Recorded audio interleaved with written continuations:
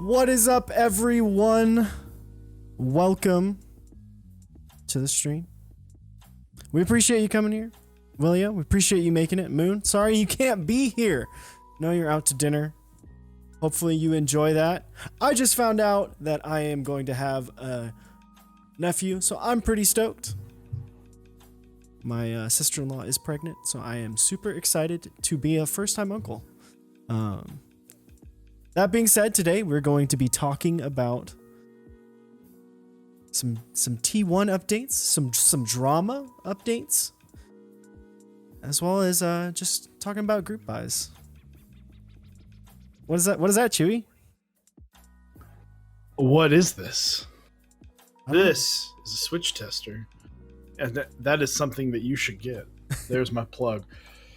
Oh yeah, well congrats. That's awesome. We're, glad the Mechs on Deck family's growing. All right? It's getting bigger. Getting bigger. One person at a time. So, there's some interesting news dropped today. That was very, very interesting. It was a very interesting read, but we'll get into that more. We're gonna let a few more people hop in before we get too detailed. And then we actually had a kind of a discussion in our Discord start popping up, and I agree. Baby shower gift should be a Switch tester. I agree. Get them in early, man. Never let them touch a rubber dome. But unless it's taupe. Unless it's still a rubber dome. Don't buy Topra. Kidding. Yeah, we'll talk about some other things. Let's get a few more people in here. So yeah, so you're looking a little bit sharper there, Chewy. What are what's that? Well, everyone said something that I was having issues with my audio, so I went ahead and fixed my video. Got himself a little new camera game on DSLR action. You know what? I've had the DSLR, but I got finally got the Cam Link going. Not sponsored by Cam Link, although if you want to sponsor us, by all means. Yeah, Elgato, Corsair. Get you some Elgato. Come on, yeah, Corsair. So Elgato's owned by Corsair, but we probably won't use your keyboards, but we'll use your other stuff. I have a water cooler that's Corsair, and my RAM is Corsair. Me too. I was like, I think your RAM's Corsair too. I think the two parts that you have that are Corsair on your computer are the exact same two portions that I have on my computer. In fact, they are literally the exact same things and the exact same amounts. We've got an old mouse too. Corsair Gaming. I don't remember the number. It's like M65 RGB. I don't know. That is in fact the M65. I'm not a mouse connoisseur. But the not sponsored but is kind of like a meme. We have two memes, the not sponsored and the Switch tester. I mean, if people want to sponsor us, I mean, we're here. Yeah. we would love to be sponsored. But yeah, it is kind of a meme right now because the first few episodes I made it a big point to mention that we're not sponsored. Just because there are ramifications if you start talking about something and you are sponsored, but you're not actually admitting that you are sponsored. There are ramifications, and I mean, never want to get in trouble for that. Absolutely not. Absolutely not. Also, if you're new here, you've never seen us or watched anything by us before, come join us on Discord. Come join us on YouTube. !Discord to get a link to come join us. !YouTube will take you to our YouTube page so you can see some of the other content that we make. We have a weekly show that goes up, a weekly talk show. We have guests randomly, and then we have other times where we kind of do something similar to this, but obviously it is a little bit more scripted, so there's a lot less rambling. Obviously, we're not interacting with y'all like we will be tonight. So if you want something to have on your drive home or drive to work. Get you some Mechs on deck. Exclamation point YouTube. Heck yeah. Yeah, and we had a little impromptu Mechs on deck meeting Saturday, I guess you could say, where we kind of talked about the future and talked about what we were kind of moving forward, because while there are still videos that we need to go over for people that are newer to the community, we are kind of wrapping up our videos that are very heavily based on the intro and newcomers. So we do have a lot of stuff planned that's coming up that we are very excited about. Potentially a new series of episodes that we talked about, and just more content. So we'll be looking to go a little more full throttle starting here in the next few weeks. So we're very excited. Absolutely. It's gonna be fun. It's gonna be pretty cool. So But sure, you want anybody get anything new in the mail? I didn't get anything new. I've got some stuff coming. I'll get to that later. But do you know? I do. Slate. Oh, you Slate. got There EPPT you go. Slate. That's awesome. Very nice. How's it look? Ooh. All 3 sets. I feel so out of like the loop this week. I've been working so much that I like haven't existed as a human. So I've been having to spend the last like couple hours kind of going through everything and refamiliarizing myself with where group buys are at and what things have been happening. Yeah, I've been texting. I was like, "Oh, dude, this happened." Like, just send the link, please. Yeah, I work in events in the hospitality industry, and I had the biggest event of the year, so it's been a crazy week so far.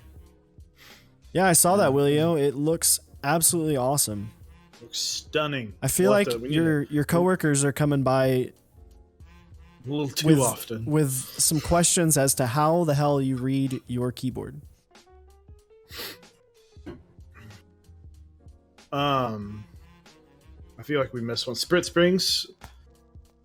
CubeSite, where did you get them from? I forgot exactly what website I recommended.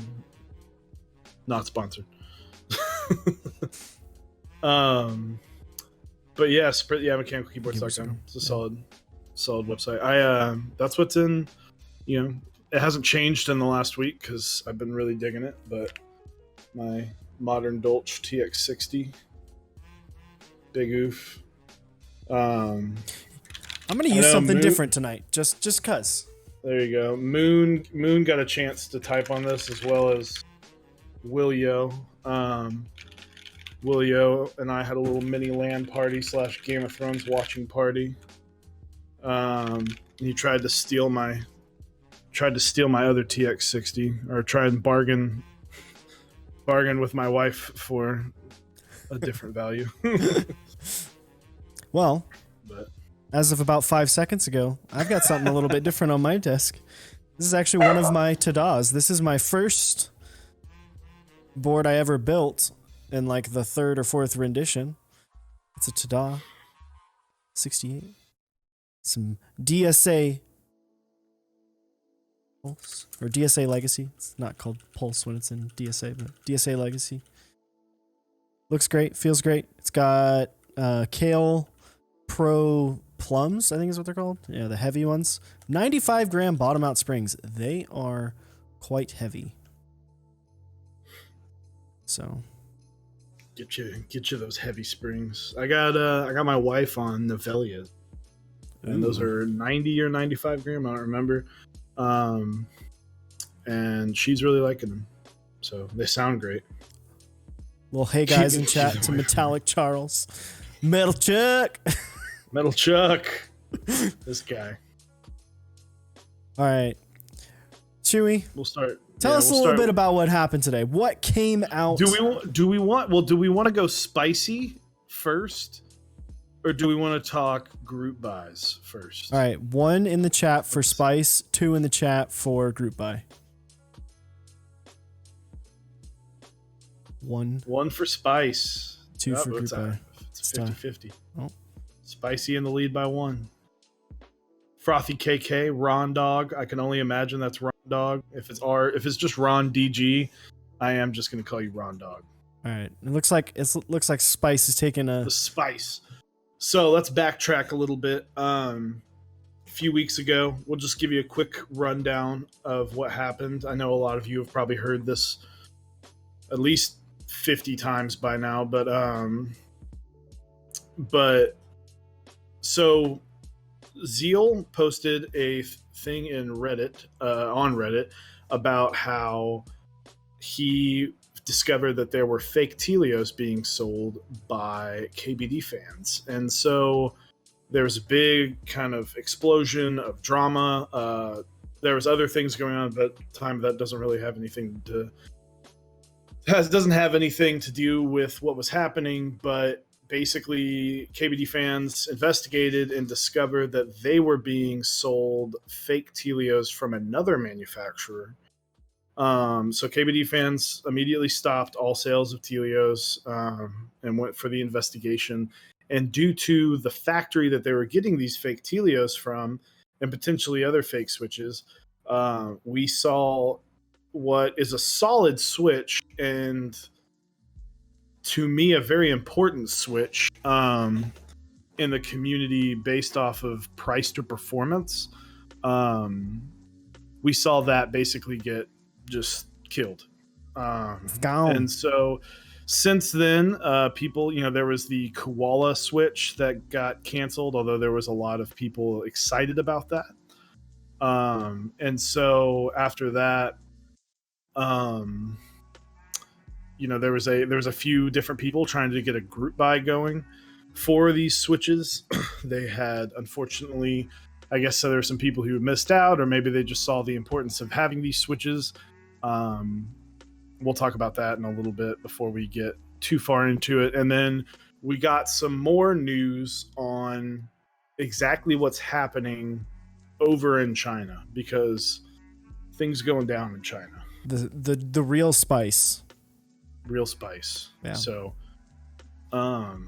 what we'll do, I'm going to just summarize. I'm going to post the link in chat of that. But essentially what happened was, from what I gather from reading on the website, KBD fans, it's all in the news section.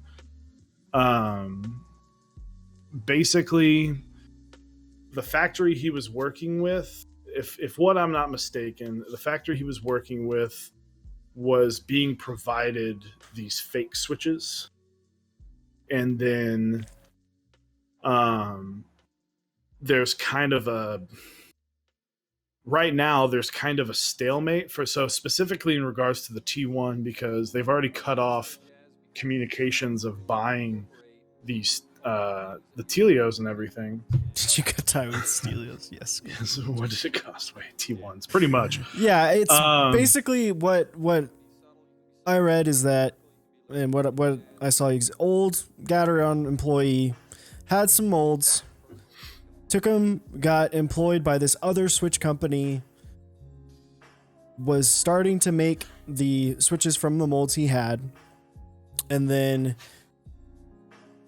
they sold those switches to KBD fans. KBD fans didn't know, was never told that they were fake.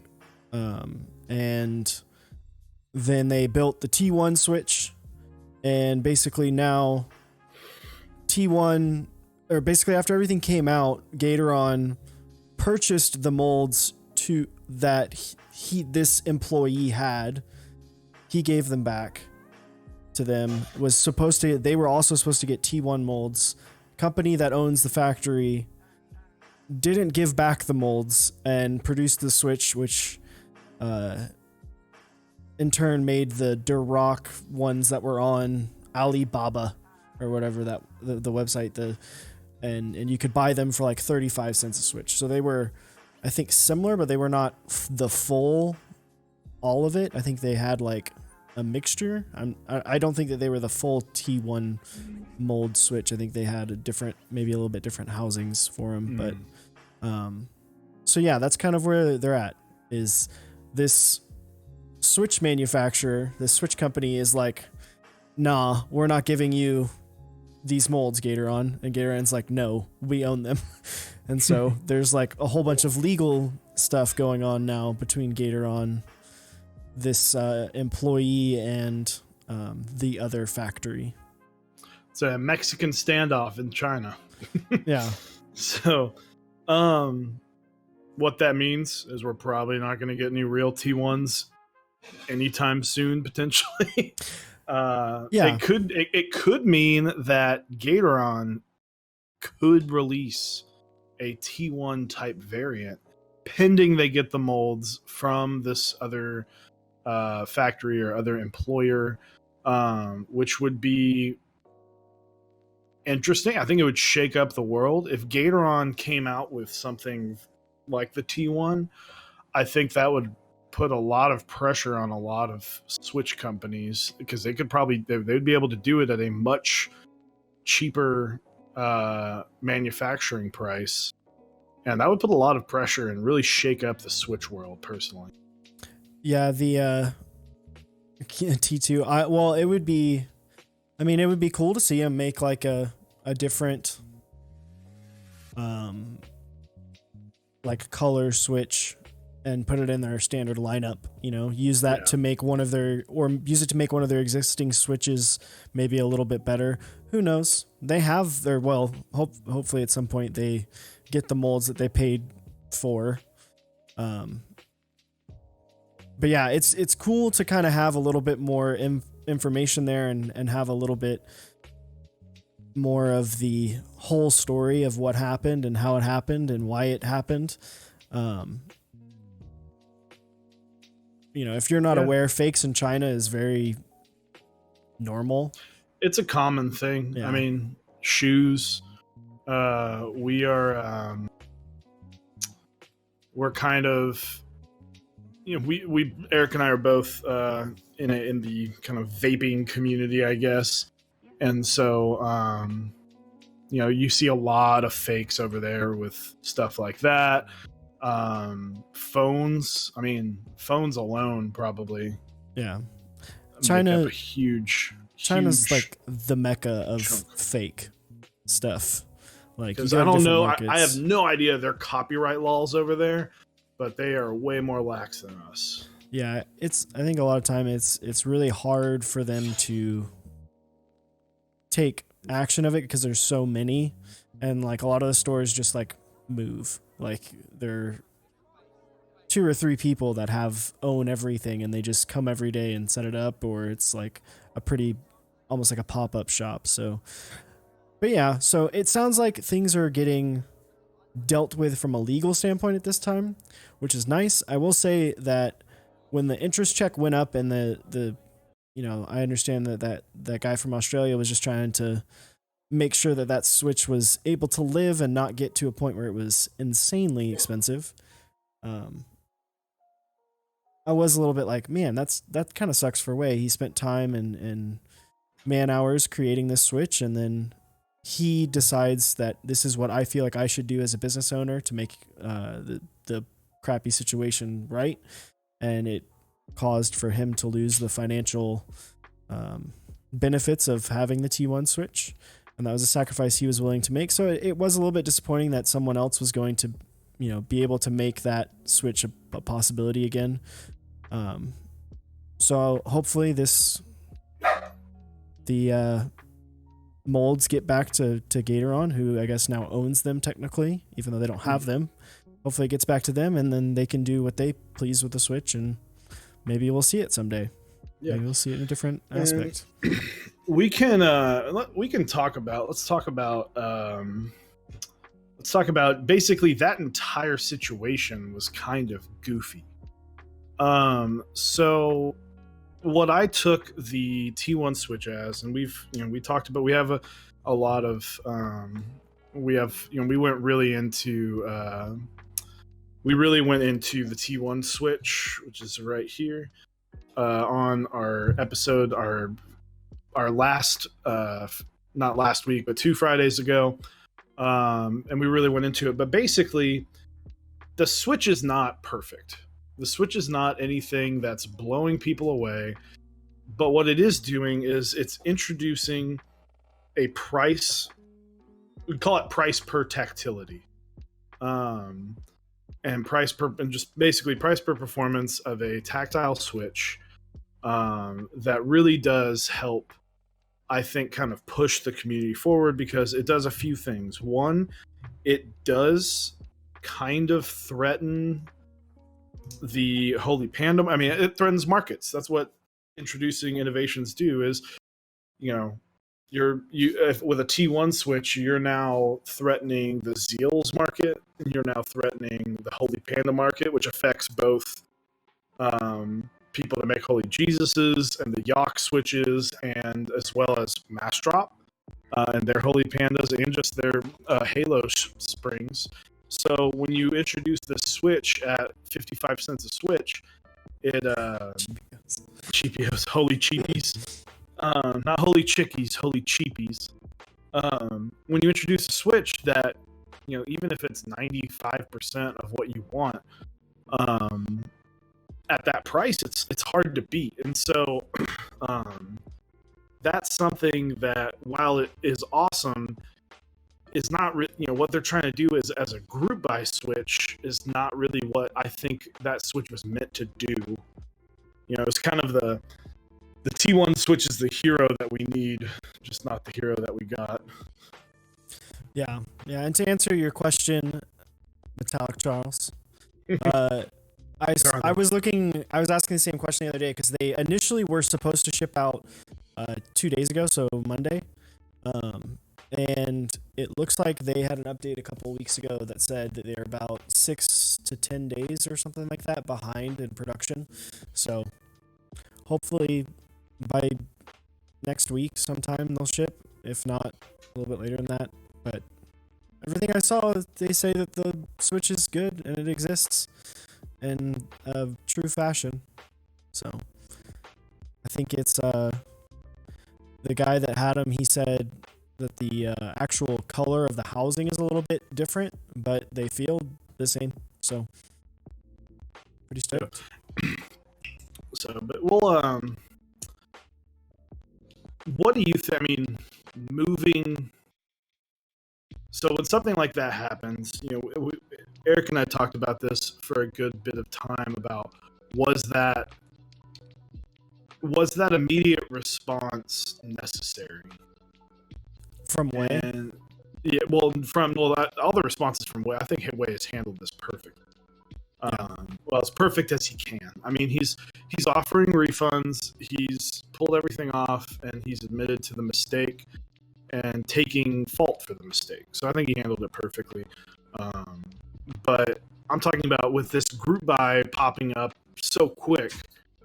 The T1 Switch is supposed to be the kind of in-stock Switch that helped push the community further, whereas this kind of group buy of trying to get a Switch that doesn't really need a group buy. I think it was one of those situations that someone who is involved in the community looked at it and said, oh no, do we really want this to turn into the next Holy Panda? There's a big chunky boy, little houster. Yeah, I don't think it was needed. I think it was someone who, maybe they already knew that the AliExpress or whatever, the link already existed. Maybe they knew that was there. They knew who to contact, this Duroc manufacturer that was selling them. I don't know. I think maybe I don't know. It was a weird situation because it just happened so quickly. Like, it was like less than a week, then the Switch was gone before we had the group buy for the copy of the T1, which was turned out to be like basically a T1 from the same manufacturer. I think to be honest, I think since the way that everything happened, right? So at least the way it was written in that article, it sounded like the first switch that this manufacturer manufactured was the fake Zeal switches. Like it said like, oh, they didn't really have any projects. Can you help me? And he's like, yeah, I have these molds. Let's do this. And so the first real switch that they ever did was the T1. And so it's like, I personally, I feel like this manufacturer should just go away for at least some time. You know, maybe they can have a redemption arc and have the full anime return and go from evil to good. Who knows? We'll see. Vegeta. But I don't know. I was not a big fan of the fact that there was even, the possibility of a group buy, because I felt it was very noble of way to cut something that he had spent his own time on and his resources of his company to manufacture, and he cut that not only for the T1 but also the Koala. Like, that's a switch that gets left out, is the Koala in that situation. It got canceled as well. You know, so there's a lot of time for multiple people. We need to stop killing koalas, man. It's not even cool. They're chill. They just sit there and hang out. But there was so much that was taken away from KBD fans. So much possibilities too. You know, the T1, like you said, it was an answer to a need. We didn't have a great tactile switch. There's good ones, but there's not great ones in the lower price bracket like that. So it sucks the option's not there anymore, but I'm excited. I'm not excited. I'm happy that it is playing out the way it is, and I hope that things come together and that Gatoron, like we had talked about earlier today, is like, I knew, and even Gatoron came out and said that they're not they were not done with their investigation yet. Like, they were still doing investigations. They released that kind of those couple pictures that explain how to tell if your Zeals are fake. And they said, we'll update this as we finish our investigation. So I knew that, and I was like, there's no way this group buy is going to happen. Turned out it never even happened. He had that interest check form and everything, and then the manufacturer just basically was like, nah. And he didn't even get to do it because they were selling them for 35 cents online. Like, you could buy 100 of them for 35 cents a piece on I can't remember what website it was. It was either AliExpress or Baba or whatever it's called. So we'll see. We'll see. Hopefully this isn't the last of the T1 switch. I think that it can really help the community. It'd be interesting to see if, you know, we've seen in the last 6 months people have talked about, or some people have seen like GMK White on Black was just like an in-stock thing for a very long time, and the Halo Trues and Halo Clears just became a in-stock thing, in-stock item on drop, formerly mass drop. but it'd be interesting to see if that's what they do with the Holy Pandas that they are releasing now. I know they did their kind of first run at a lower price. Osiris and I got in on those. And then they just finished up their second run. But I'm curious to know if after the second run, maybe they took some money from that to order, you know, a lot of extra switches. Because I'm curious, you know, that's a switch that would probably have a hard time staying in stock. But if you had, you know, I'm sure there are a lot of people, probably myself included, that would go, Holy Pandas, I can buy right now for 90 cents a switch or whatever. Let's do it. Yeah. So. I just wonder, I don't know if they answered this somewhere in like the discussion forum on Drop, but are they like just manufacturing the housing and then sending it somewhere to put the Halo stem in, or did like they send... Well, I guess no, because then it would have had to go to Kale. It didn't go to Kale, I don't think. But no, I believe they manufactured the housings the same place they manufacture. Okay, they bought the molds. Oh, they bought the molds. Okay. So is it? Do you know, Gio, if it's manufactured technically by Kale, so they can just basically make the Holy Panda all in one housing. Because my thing is like, okay, they just shipped like 100,000 Switches to some dude who has to sit there and make Holy Pandas, because that would suck. It'd be funnier if they just shipped you like a bag. You get a bag of housings and a bag of stems and a bag of springs, and it's just like, here you go, bud. Have fun. Yeah. I don't know. I mean, it's gonna be good. I'm really excited. They will be here in hopefully in the next week or so. Yeah, box of pandas with a big bag of Halo stuff. No Switch opening. Yeah, well, I mean, Here you they go, say bud. they're Have gonna fun. come made, like they're gonna be pre-made, Yeah. but it's just one of those things that's like, what if they like didn't send them with all the same stem either, you know? Like some are where you get clears. like some clears and some trues. That'd be hilarious. I think it would be cool. What are you? Like I almost I'm the want Holy to. Panda guy. I wish I had gotten Holy Mints, the Holy Yak Mints, and then do like one row of Holy Jesus and one row of drop pandas, and then one row of reds and mints and holy raccoons, which I'm only calling them holy raccoons. Trash pandas, nah. Holy raccoons sounds way better. Gio, I don't remember them offering a choice of color. Or maybe they did. I don't know. In the original one, no, it was the I think it trues. was just all trues. Personally, I think the trues look better in the Inver style housing. Yeah. The like white housing. So, hey, yeah, trash pandas, holy raccoons. Let's make it a thing. I'm that to me that's the best name, the trash panda. So it's unfortunate that that's the production Switch now, you know. But yeah, so All right, so we can start. we'll get right back into it.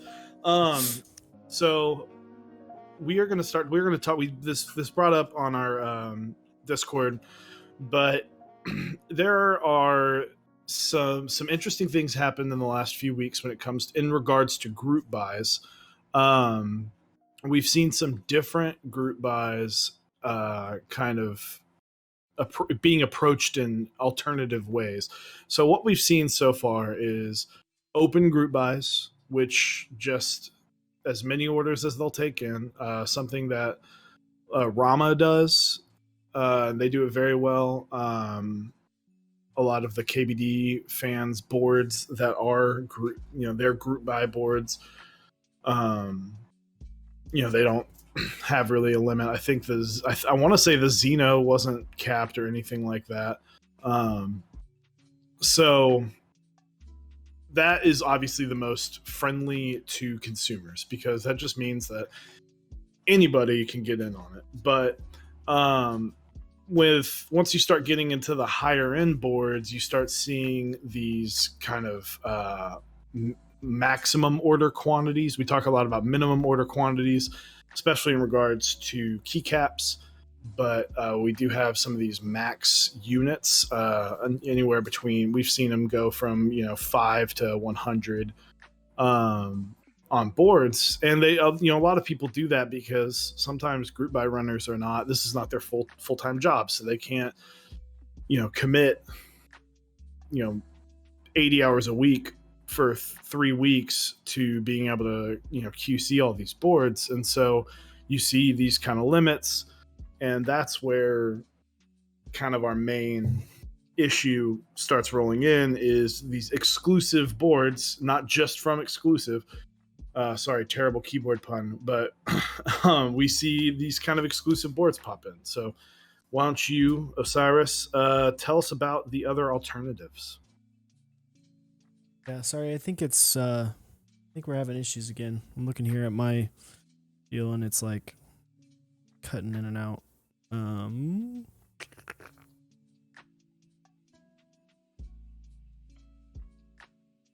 Give me. Sounds good there. Okay, cool. All right. For whatever reason, what I was showing, it kept wanting to reload. All right, cool. But no, my opinion, I feel like, I don't know. So what are the options? What are the options? Yeah, so I mean, the main ones you could obviously do first come, first serve.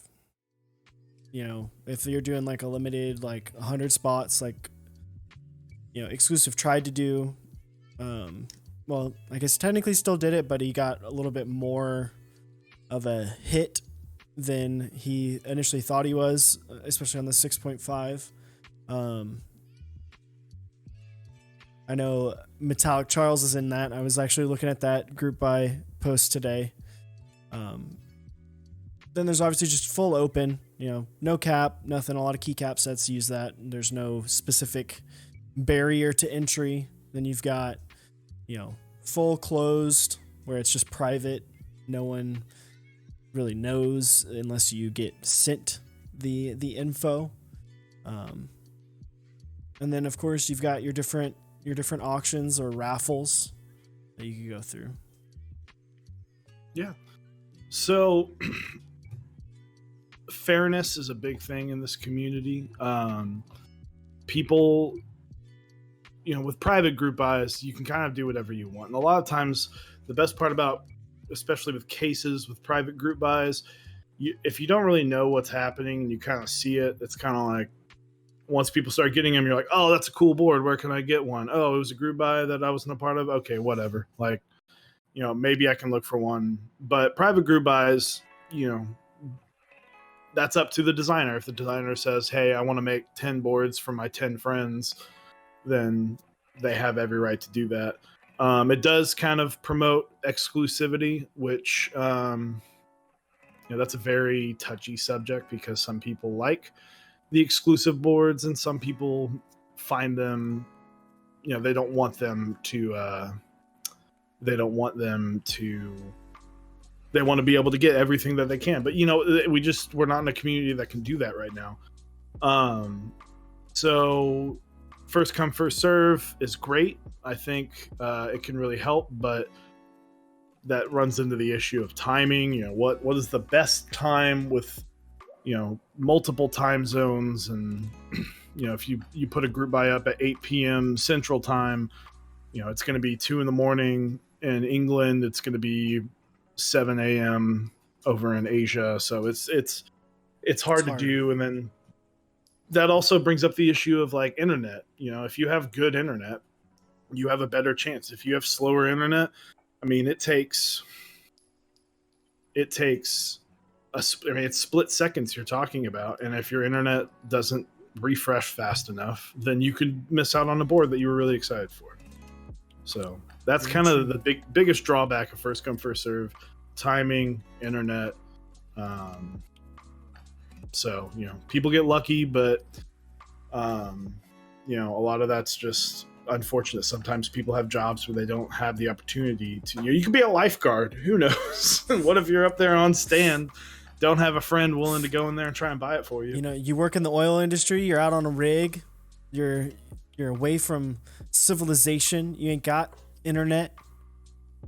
You want to get that sweet Felios. You want to get on that sweet TGR that goes in 2 seconds, and you can't. Or you're an astronaut. I mean, hey, and you're up in space. Hey, I think they might have internet up there. This day and age, satellite internet, it exists. So it's one of those things that, personally, I think that's done the most. And so it's just latency. I think that is done the most. But is it the best? I guess that's the question we are asking. Like first come, first serve. Yeah. I think if you're doing, I don't know. The thing about like a limited buy and doing first come, first serve is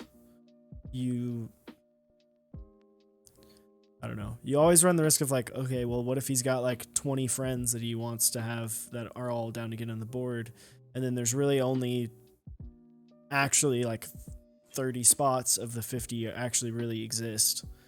But I don't know.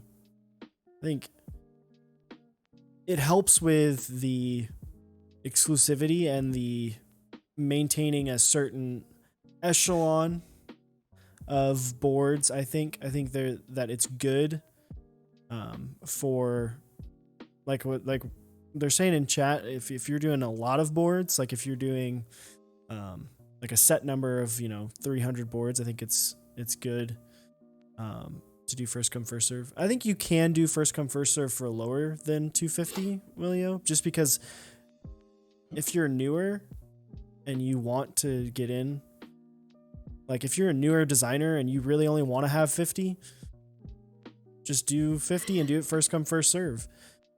Because you at that point you run the risk of not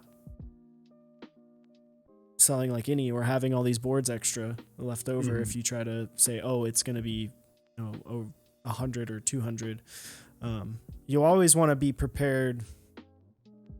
I feel like you almost want to be prepared for a little bit less than what actualizes, because you're going to have people back out, you're going to have people try to sell, and things are just not going to work. Like, what was it? The Satisfaction 75 has had like 3 or 4 people back out. Yeah. Or just like never paid or whatever. Yeah. And so, I mean, it happens. You want it to be a buy that's popular enough and wanted enough to where people want to get there. And like you said, like Froth, I'm just gonna call you Frothy. Frothy KK. Frothy KK. Yeah, it's cool because if you're, with the way that the interest check to group buy works, it's starting to be significantly faster on certain boards, but it's generally slow enough to where you can see a board in an interest check, kind of have a couple weeks or months to prepare yourself from a financial position to make sure when it does go, you can get in on it, or at least try to get in on it and feel comfortable. I think it would be different if the thing that I don't like is if someone comes up with their interest check and, the whole time they don't say anything about it being limited, or they don't say anything about it being like a raffle or anything. And then all of a sudden, like the week before the group buy starts, they go, this is a raffle, or this is a limited first come first serve buy, limited to 50 units. And then you're like, what the hell? Like, obviously if there's some well, thank you, Dixie Mech, we appreciate you giving us a second chance. But yeah, obviously Dixie Mac always about those second chances. It's his catchphrase. Like, I know for one instance where personally I was a little bit upset because I wanted this board really bad, but after hearing more about it, now that I'm more ingrained and invested in the community, the meme, I really wanted a meme, and initially it wasn't going to be as small of a buy as it was. It was planned to be a little bit bigger, and then they kind of ran into, hey, this is a little bit difficult and expensive to do, so we're just going to do a few. And unfortunately I wasn't able to get one. But maybe someday. Who knows? Maybe. What's your opinion? But I think a lot of it has to do with price. Yeah. We saw the Kepler go live, and that was an $850 board. So your fees, all that stuff, you're going to be looking at basically $1,000 essentially. Yeah. And we still saw that, and that had 50 units, and that was first come first serve, and we still saw that sell out relatively quickly. Now I will say that due to the price, it was open for a little bit longer than most. But if you look at a board like TGR, those are going to sell out instantly. It doesn't matter the price. They could say $800, we have 50 units. We're not going to tell you what it is because we don't even know what it is yet, but here's your reservation. That'll sell out in less than a minute, just because they know resale value. Even if they hate it, they know it'll resell. But if you take a board that's $250 at 50 units and a board at $500 at 50 units, and you take away TGR or the Key Cult number 1 name tag, and just kind of someone that's already been proven, but kind of like a TX. If a TX came out, if Ken came out and was like, I've got 50 of these boards for 500, and I've got 50 of these boards for 250, that $250 board's going to sell out instantly. Yeah. So I think with first come first serve, if you're going cheaper and you have these smaller units, then I mean, it's easier to buy. People are gonna, that's more of a. There are kind of tiers of keyboard buyers. They're the people that go, okay, well, this month I'm going to save up half of my money for this upcoming build, and the next month, all right, I've got enough money for the group buy, and then I'll get in on the group buy, and then I have 2 months to buy switches and 3 months to buy caps, and then hopefully by all the time it'll come in. That's kind of the saver, the person who's trying to not drop $700, or might just not be able to drop $700, straight up. But you have the people who are kind of more like, oh, I've got a couple $100 laying around for for what I want to build next. So those are you're going to hit that market hard with I've got $250 and I know I want this board, and so yeah, I'm going to try and get in on it, and you just have to hope you get that. And then you have the people that they can drop $1,000 a month on keyboards, no problem, and they are also in that group of $250 boards, because I see a lot of people.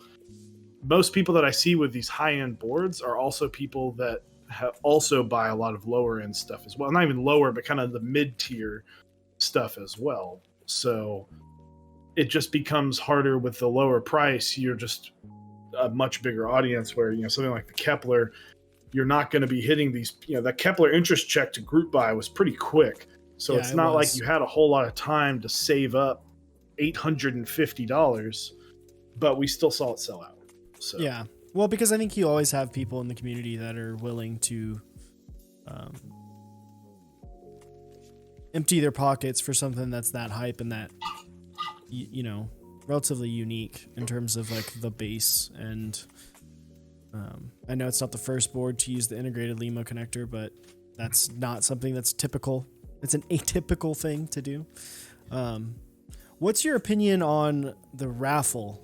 Specifically, I want to ask you about a very specific, I'm going to pair this in with auctions, a very specific auction, the Vickery auction. The Vickery for the Vern, the auction for the Vern. That's what the auction type was called. Okay. Isn't that the first place bid pays second place price or something? Yeah, it's like, so in that situation they had 10 of them, so it was like 10 highest bidders pay the price of the 11th highest bid, if that makes sense. Yeah, I'll go into just a second. Taphophobia mentioned, just a quick question: as someone who has not done a group buy, is there normally a purchase limit? Typically, group buy runners will not. Now, if it's first come first serve, most group buy runners will not let you buy more than one. Yeah. That I've seen. It's hard to prevent people from. Let's say I want to buy 2 of the next TGR boards. It's, and Osiris has no desire for this next TGR board. There's no one stopping us from both trying to buy one, both getting one, and then me just paying him, or him using my card, and then now I've got 2 boards. It's not really stopping that, but most group buys will not. They'll shut it down pretty quick if someone goes in and tries to buy 10 at the same time or something like that, or even 2. I know a lot of people don't like to buy 2.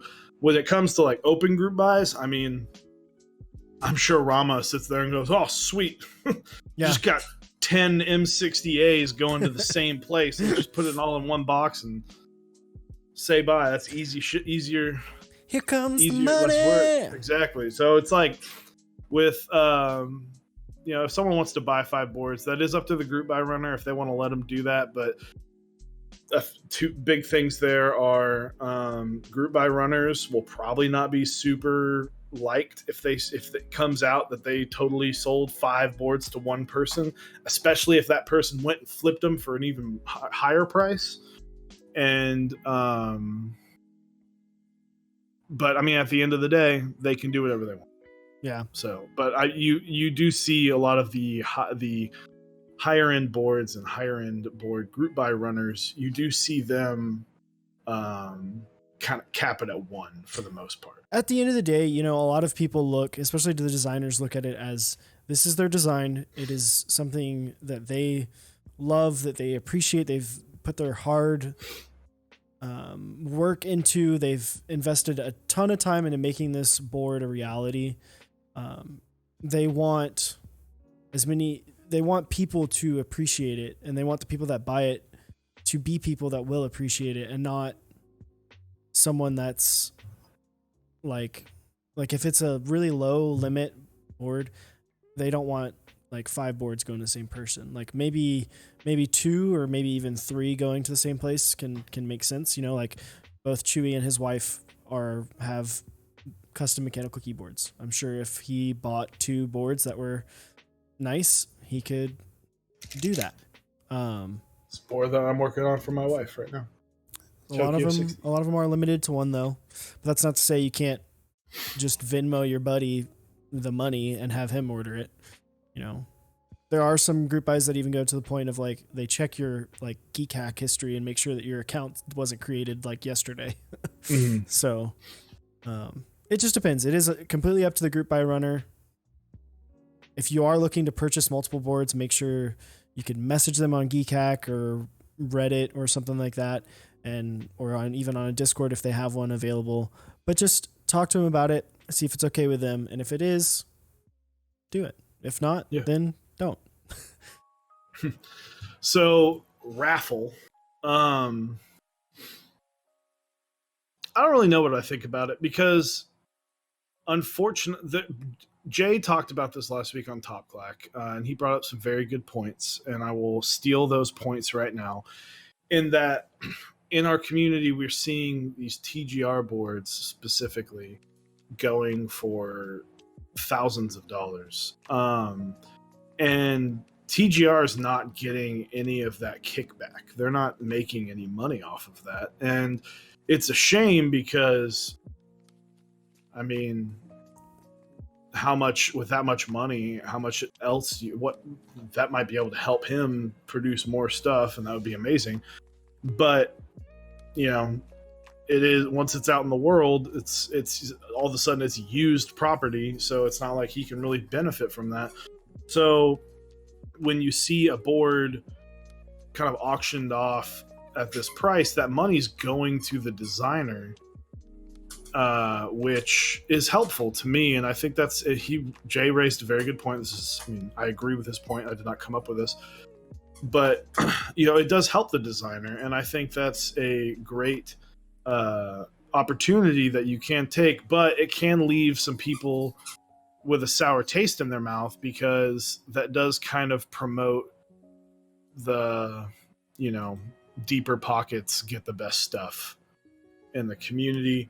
Now, I don't know exactly how this group buy went, so I don't know if you had to, when you bid that much money, if that was hitting your account already. Mm-mm.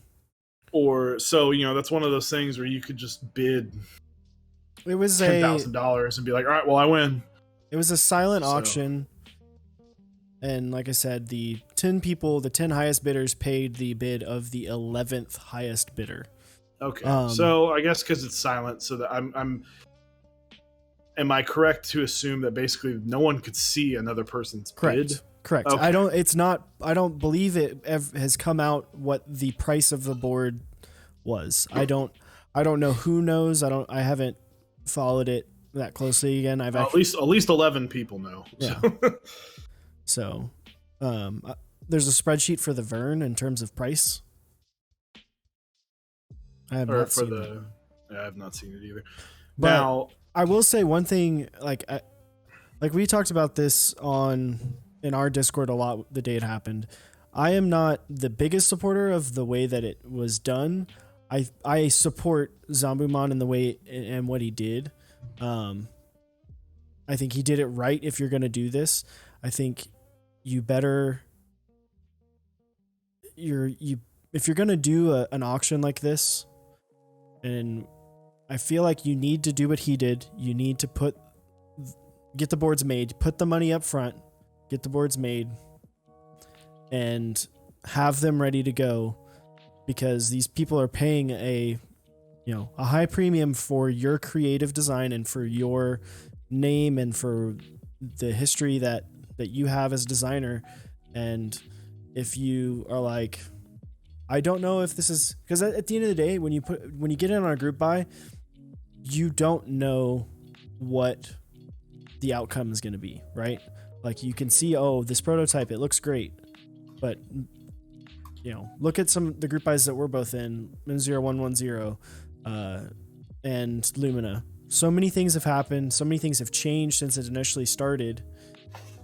If you're a designer and you're wanting to do one of these auctions like this, like the Vickery auction, where people are paying 2 to 3 times what market price would be, say the MSRP of like the Vern was like $450. If you're paying $800 to upwards of $1,000,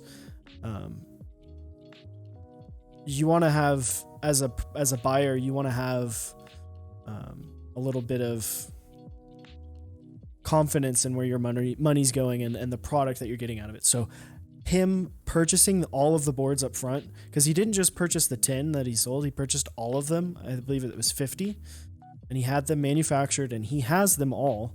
So as soon as they're purchased, they go out. Mm-hmm. Which is why we've already seen a couple of them get built on Nathan's streams and stuff. So let's see. I want to look at this spreadsheet. Oh wow, so it did come out what the auction public data. Wow. So 750. That's actually a lot lower than what I thought. So if you click the spreadsheet, it did come out.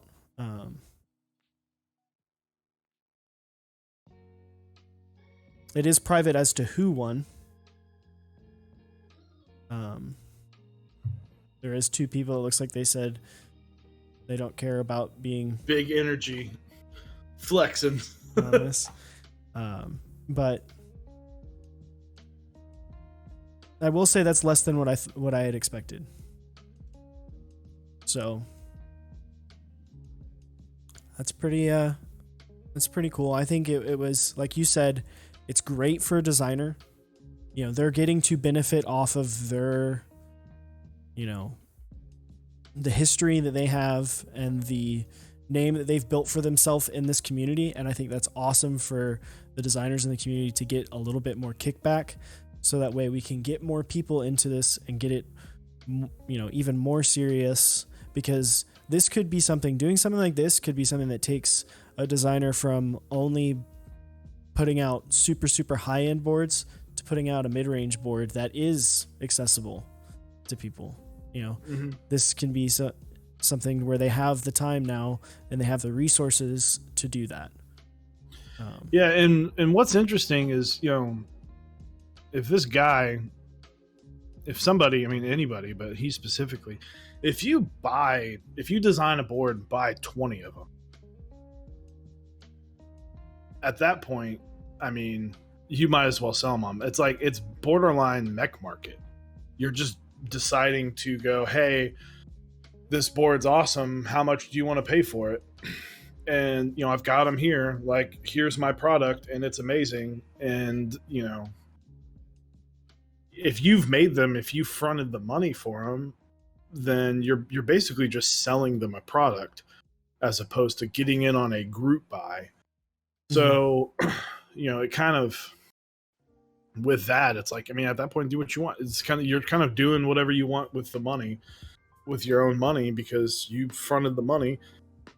And if this is a $400 board and you profited $350 off of each board, I mean, he's walking away, not laughing all the way to the bank, because that makes it seem like he got away with something. But it is what it is. And you had everyone. I do like the fact that it was kind of a silent auction. I like the fact that you could just kind of put a number up, and I mean, there are people that the highest bid was $1,234. So someone was willing to pay that. Other people were not willing to pay that, and next thing you know, boom! Like, that guy is willing to pay that much money, and he just saved $500 off of his bid. That guy's glowing right now. That guy's he's the one who's laughing all the way to the bank with his extra $500 in his pocket, and then now he can go buy, GMK Olivia for $500. I was kind of hoping that like someone would put in like some ridiculous amount of money. $10,000. Yeah. It's like, well, this guy wins, and he ruined it for everybody. I will say that it is cool because I think the minimum bid was 410 itself. So, and I think that was kind of like the like cost or retail, close to what a technical MSRP would be for a board like that. If that sounds maybe a little bit more, I feel like that board would probably sell for around 500 or so, if it was, run as a standard group buy.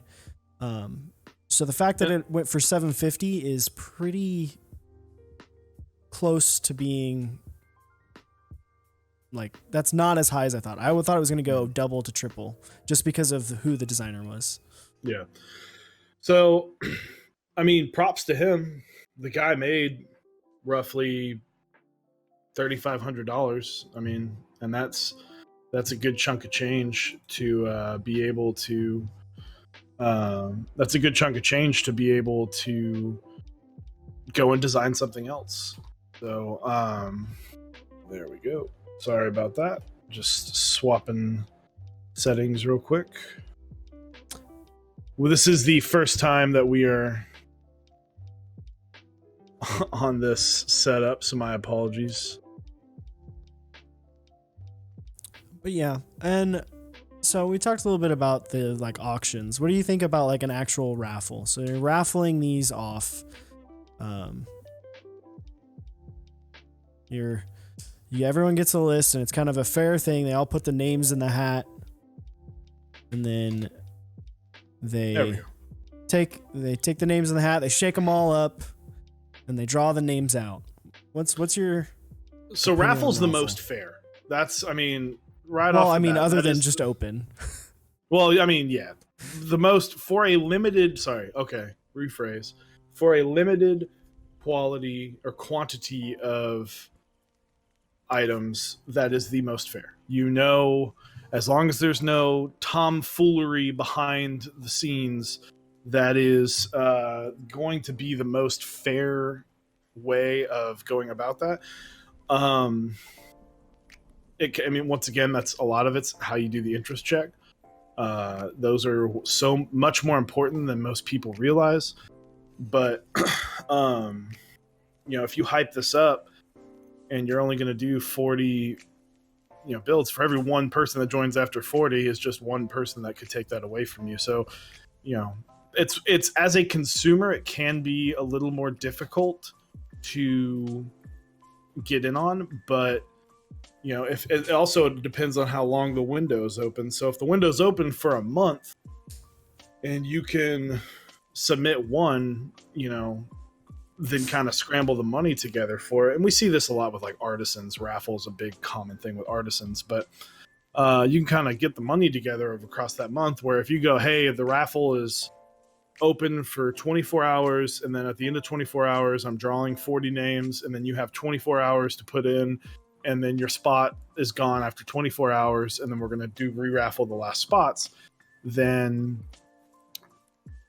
that can put a lot of pressure, especially like if you do like an interest check and then a week later you're like, all right, raffle starting, like, let's go. That can be stressful for the consumer. But if you have a long interest check, then you announce further out. I think the biggest thing is if you announce when this raffle is out, I think you should do it a little further out to make it the most fair for everybody, and leave up the raffle entry for a decent amount of time so that you're able to get everyone a fair chance. And that's great. The downside to raffles, you could just be the most unlucky human in all of history. You could enter a raffle and you could be number 41 out of a 40 board, and all 40 boards go to everybody else except you. So yeah, I like raffle. Raffle is super common in other communities as well. Like, I know I've tried to purchase shoes that are like I've tried to purchase a couple pairs of like Jordans. I am a Jordan fan, and I tried to purchase a pair for my brother for Christmas, and it was all done by raffle by the different retailers that they had doing it, and I unfortunately didn't get it, and I was like, well, I got to figure out what I'm gonna get my brother for Christmas now. But I like raffle. Like you said, it is the most fair in terms of if you have, a 7-day period of time you can get in on the raffle. As long as you are upfront about how long the raffle is going to be open for, you don't really have an excuse to not get in on the raffle if you are interested in the board. And then, you don't have the situation where like a TGR board where if your internet craps out for literally 5 seconds, you will not get a board. Or you're going to have to spend twice as much just to get that board. So raffle's nice. It's a good fair way to get it, but you can be unlucky and not get your raffles ever. I mean, I feel like as the community grows, raffle is going to seem less and less fun for people, because if it gets to a certain point where there's like thousands of people getting in on a buy that only has 50 slots for a raffle, then it starts getting like, all right, especially if it's a board that's like a mid or lower priced board, like Polaris, right? We have hashtag Polaris in the chat right now. If the Polaris came out and they're like, we're having 50 units and it's going to be raffle. Like that's a board that if you put it in a raffle, there's going to be so many people that just straight up don't get the chance to have a board just because. I think it's while fair, it depends. Mm. It depends. So, and it brings up an interesting idea that at what point is our community going to have to, at what point does the community start growing to where more people we're going to start seeing, TGR goes, you know what, maybe I can start selling, the TGR of Jane CE V2 or V2 CE, that went up to 100 units. At what point are we going to start seeing the community grow to where these kind of bigger group buy runners like TGR and Keycolt can now start doing larger and larger group buys and, potentially make enough money to have that be their full-time job? I know a lot of them are, especially like Rama, and that's why he's able to do what he does, because he's able to run these huge group buys and, he's got a team of people to make sure that the quality's on point. And so I think with the growth of this community, we are going to start seeing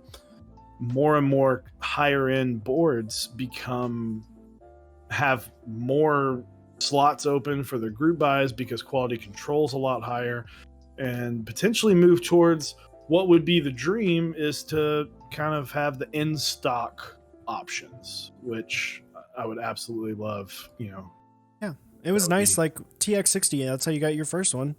It was an in-stock board. Sitting there in stock. I was like, all right, let's do this. Yeah, I mean, it's cool when that happens. I think it's great for people who are just getting into the community. It'd be nice to have, I think if you look at, I don't know if it necessarily fits their model, but it could one day. Excuse me, the Rama model, they could change it and they could end up being a full in stock if they have enough, want there, and maybe they have something that's like I think different. Rama could totally go in. Yeah, if they had. They're I think probably it'd be just really trying cool to have. Oh, go ahead. Sorry, you go. I was gonna say, I think it'd be really cool for them to have so if they had like the M60A and then they had like M60B, where it's like maybe a different material or like a little bit different. Streamline the process for it, maybe make it, not as unique or, not make it low quality, but like you could do something option, like instead of having that back weight, just fill that in with the rest of the aluminum and just kind of have it all be one piece as opposed to a bunch of multiple pieces. Still have the option for that, big hefty weight in there with the sound dampening, but that's something that the M6B just could, if it's something in stock could reduce the price, that would be awesome. That'd be super awesome. Yeah, in stock is so good for newcomers. That's the other thing we talked about, and I know I can't remember who it was in our Discord that was asking, like, how do y'all keep up with your group buys? Like, how do you know? Because when you go on Geek Hack, it's like the first page is all group buys that are either already done or they're like someone was like, hey, I love this board. Buy. Yeah. Like 2 years later, you see a board. It's like, why on earth are you even? Because group buy Geek Hack also bumps. So anytime anyone says anything on any comment, that is now the top thread in Geek Hack, which is newcomers and Geek Hack are not. You know, that's not an iconic duo. That's for sure. Yeah. So, and I mean, look at KBD fans. KBD fans does really well just because they're able to get in on that community of people going, hey, I want a board. Can I get a board? Hey, you got a tofu in stock? All right, that's sweet. Now I want a tofu. Why do so many people have KBD fan boards? Because, you know, if you want to try a different layout or if you want to try switching to mechanical keyboards, you know, KBD fans is there. And that's why they're one of the, if not the top seller, one of the top sellers in our community because they're able to do it. So, yeah. And I definitely think Charles is right. The waiting is the biggest turnoff for newcomers. I know personally, I was like, why would I spend all this money, tie up this money, and not see something for 6 months? Especially because, like, a board, like when you're looking at a board, you're looking at spending, you know, $300, $400, $500, $600 on these boards, and it's like, all right, I'm gonna spend, like, for some people that's what they make a week. For some people that's what they make a paycheck, you know. Why would I spend that much money, tie that up in something I'm not going to see until 3-4 months later, sometimes a year, sometimes more than that. Like, so I don't know. I don't know if there's necessarily a solid way around it. I think as the community grows, you'll see people that will do, like what KBD fans is doing at a nicer level. And I think just having that many. Oh, sorry. Hold on. Top Clack is rating. Welcome everybody from Top Clack. Thank you. We appreciate Ryan for the 44 raid party. Definitely appreciate that. So, guys, we're talking right now just kind of about the in stock versus in stock. We've been talking about kind of group buys and how an in stock versus group buy for newcomers can be a big, you know, draw for the newcomers being able to go and buy something can be a huge draw. So, kind of wrapping up that topic, but it is something that we would absolutely love to see more and more of. The capital's not there yet for most people, probably, or people are just, you know, how long can they get this train to how long can they get this train to go? So I do not know if we'll be on for another hour. We would, you know, we'd love to. Depends on what you guys want. Yeah, I mean, but yes, I think, you know, I'd be interested to see if Quakums is still here, if the Top Clack is still here. I'd be interested to see some other people's take about what they think of if like a board maker like a Rama. I'm always everywhere. We kind of brought up, like, if Rama made, like, you know, they have the M60A. If they made something like the M60B that was a lesser expensive version that they could keep in stock, like what that would do for the community, how that would help. Thank you for the follow, Top Clack. Appreciate it. What that could do for the community, and just kind of having, like, we have KBD fans that's in this, you know, great starting point, and then can we get to somewhere where we have a next step that's an in stock, always there, or is that something that maybe this hobby doesn't really want, doesn't see the need for. They want the exclusivity of group buys and the ability for, if I tomorrow design a board and go make it and I can make 50 units and sell them. Yeah. I think, if anyone is close to doing it, it's Top Clack. They're designing boards now. It's Rama. But TX is kind of, we've seen them do that a lot. They actually, big news from them. Haven't seen a lot because they're, he's not super open with how much he does.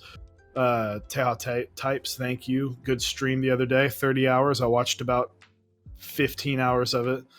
It was really fun to watch how lively you were from the beginning to how much you looked like Bronn from Game of Thrones. Just wanting to not be there anymore. But really good job there, man.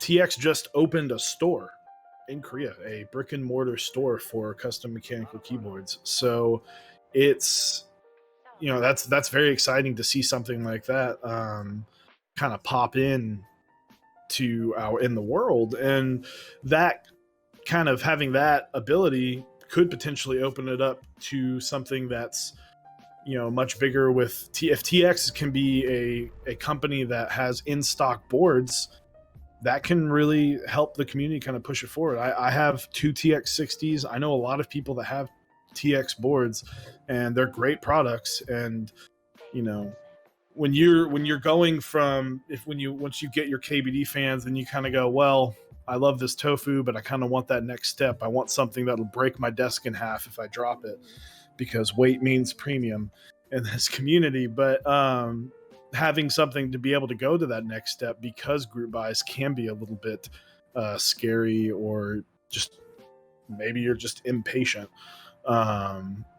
You can, being able to have that would be great. So, because my first high-end board technically that I purchased is the M0110, and sorry, unfortunately it's I would put it back there, but one day soon. But yeah, Quakeums, I definitely agree with you. And I think we talked a little bit about that with the possibility of I think, gosh, my freaking GPU is dying. The dang storm destroyed it. Just keeps cutting out. Are we back? I think we're back. Maybe. Rip. We got a rip. Are we? Oh. Someone give. Are we back? Are we back yet? You never left for him. Never okay. left for me. Hey, all right. Maybe it's different. Streaming to one person, and that's what matters. But we talked a little bit about. How something like the Vickery auction that they did for the Vern could be beneficial enough for a designer to have their boards produce a more stable income for them, so that they can do more in the community. That they have more liquid income to do things in the community, that like making a more entry-level board, making something that's a little bit less expensive, that can be more in stock. So I think, I don't know. I know there's a lot of people that don't want the high end to get like insanely high end, but I don't think it necessarily would be a bad idea. No, I'm not saying putting out for smaller profit margins. I'm saying that they would make a board that fit a profit margin that they want in that low end, and they're able to still manufacture high quality boards, but they're able to make the profit even more so on that end as well. If you look at it, Hangman, some people might just want to watch the world burn. Yeah. I mean, I think if you look at companies that do things like that, like profit margins scale greatly on different items. You can change, I don't want to get too like super nerdy with different things about like retail pricing and how profit margins work, but you know, I think that it is doable for these higher end designers to make boards that are more accessible for people.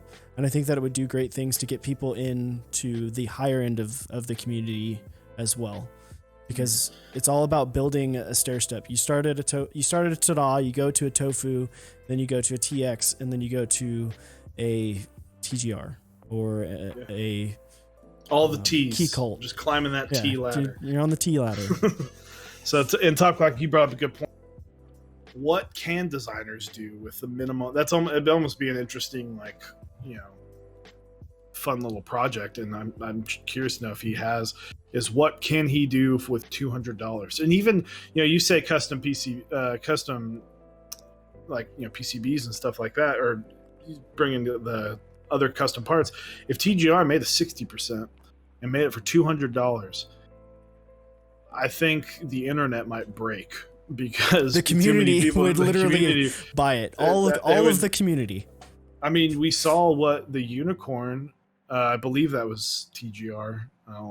I could be completely 100% wrong, but I don't think that was entirely by TGR, or maybe that was Singa. I could be wrong. It's been a hot minute since I looked at the unicorn boards, but a TGR 60% would like legitimately break the internet in regards to mechanical keyboards. So anything $200 for TGR would be great, but it is interesting. You know, I'd love to see, you know, if someone did that, then how do other people respond to that? You know, that innovation breeds, you know, a lot of good competition. And, you know, if like, what happens if Rama brings out a $200 or even $250 60% board? Like, what would that do to the community?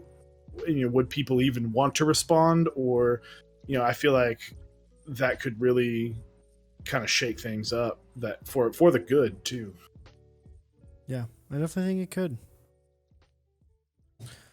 All right, well, Probably. I think we're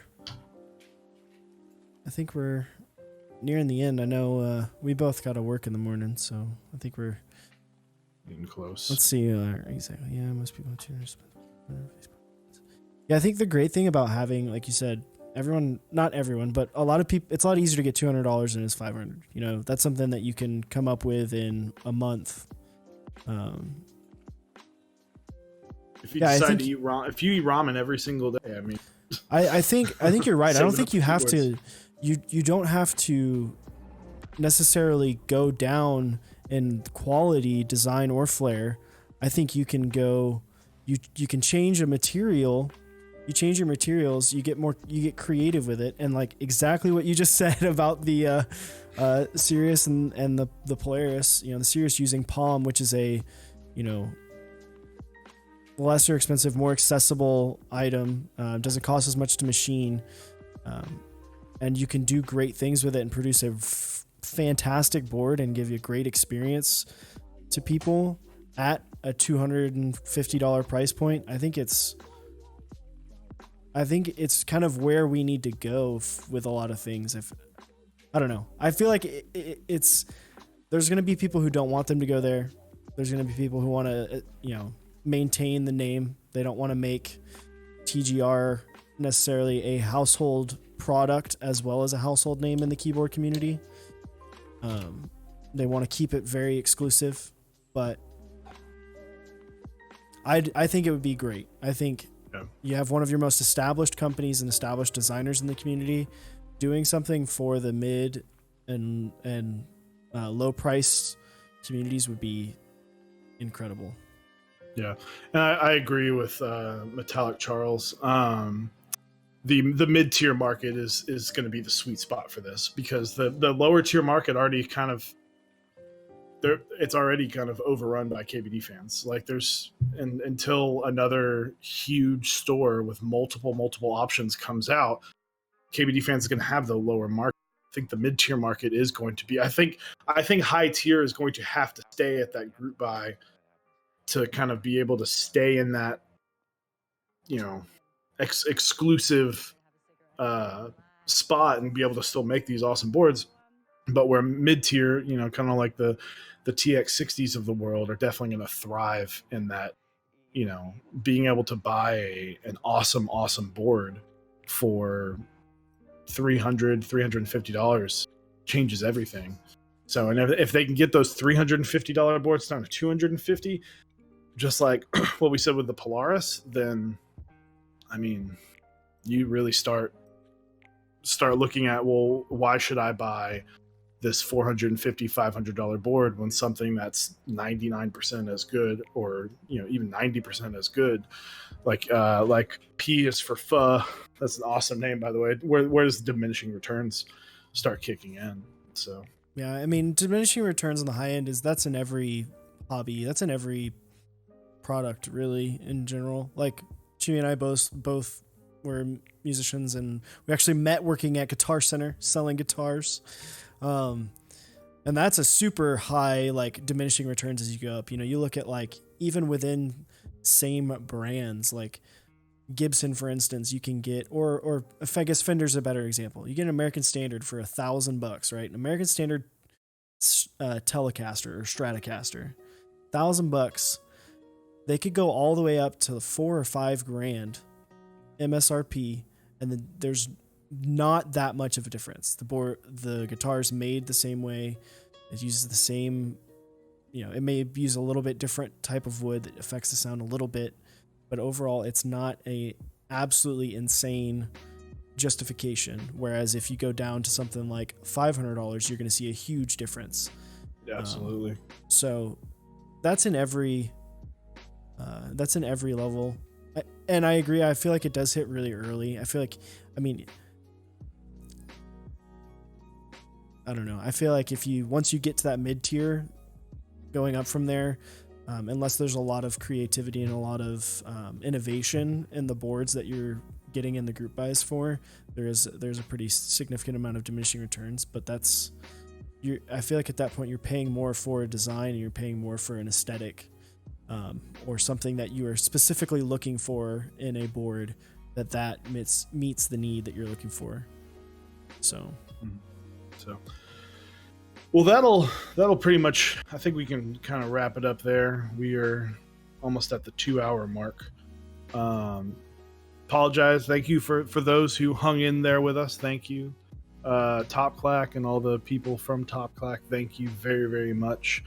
Hit us up on Discord. I'll go ahead and type in these little commands in here for our Discord and our YouTube. Make sure to subscribe to our YouTube. We release on Tuesdays and Fridays. If you are from Top Clack and you missed, you know, kind of the first hour, we went over the new T1 information and the new information from KBD fans and all those shenanigans, and we went over just kind of differences in group buys. And different types of group buys. So be sure to check that out. This video will be going up live on Friday. We have more content coming. So yeah, join us on Discord. You know, if you want to join your 4th or 5th keyboard Discord, we talk all the time on there too. So, and thank you very much for showing up, guys. Yeah, I just want to do a quick run through. I know that we didn't get to go through some of these because they happened while we were out. But thanks again to Frothy KK for following. Thanks Pilot XJ for the follow. P for Foe, thanks for the follow. Top Clack, thank you. Teha Types, thank you, Nathan. Appreciate that. Test 96024, thank you for the follow. Jerwin, thank you for the follow. Talisman Solutions, appreciate it. And last but not least, Monty Pro, thank you for the follow. Thanks again for stopping by. We appreciate you, and we'll see you again real soon. Hey guys, just so you know, you should buy a Switch tester. I don't know if I've said that before. This could be completely news to everyone. But you should buy a Switch tester. Because Even if you've already got boards, Since it's a great comparison. Since we're on Twitch, I'm gonna give that a fat Monka S. Oof. Guys, thank you. Have a good night. Good night.